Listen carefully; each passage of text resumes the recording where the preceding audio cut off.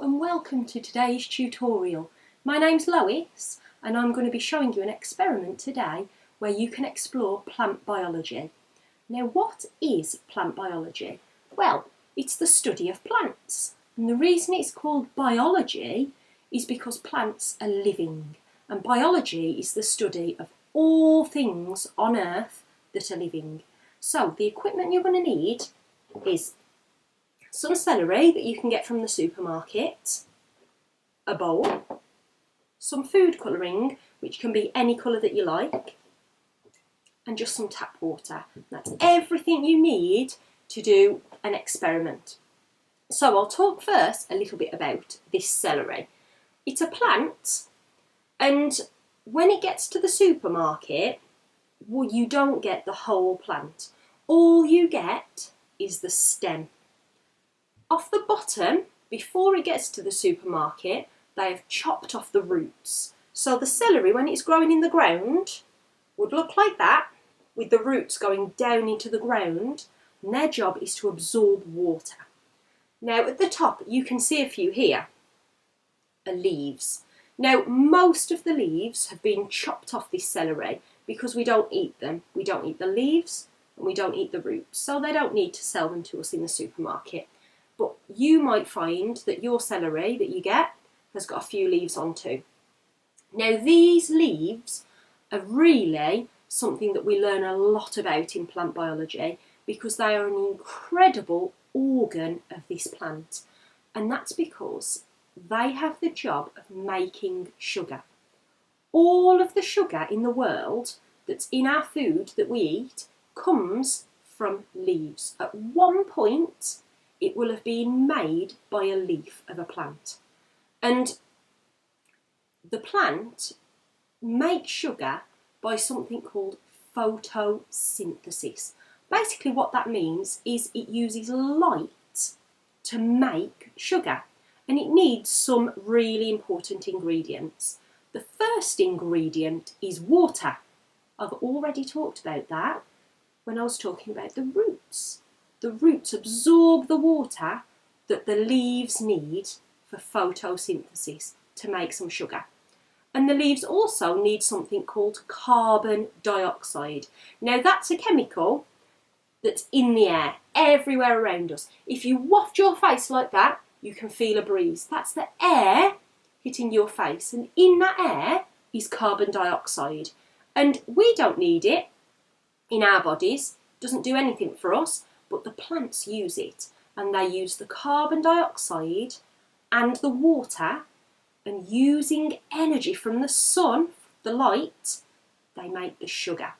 Now, this makes me ask a question, because we've got the leaf, it's got the carbon dioxide already, because it's everywhere in the air, that can get to the leaf really, really easily.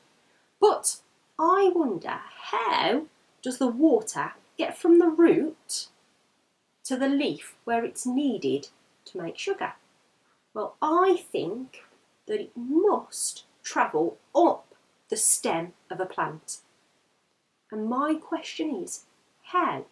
How does water travel from the root up to the leaf where it's needed? And I've got a picture in my mind of something that can suck water upwards. A straw. So I wonder whether there's something in the stem of a plant that's a bit like a straw, that water can travel up to get to the leaf. And this is what we're going to investigate. So all you need to do is take off one of the stems from your celery. Now this isn't great as it is because we need it to stand up, and like this it won't stand up. So all you need to do is get an adult to help you if you need, or an adult to supervise you just chopping a chunk of this celery so that it can stand up in your bowl. And I've done that here to get two. You don't need to really, but you can do as many as you want.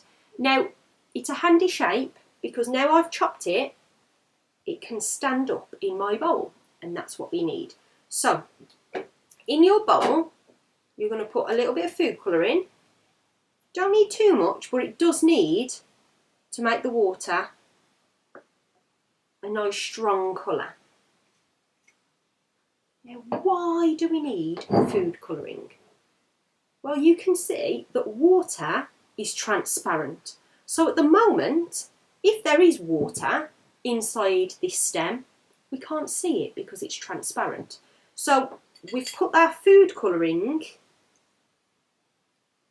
so that hopefully now, when this water travels up the stem, we'll be able to see it and we'll be able to see where it goes. The last thing you need to do is just place your celery into your water like that, and that's it. You now observe it over time. It will take half a day, or maybe if you leave it overnight, that'd be really, really good. And then keep checking it to see if you can see, in my case, any blue.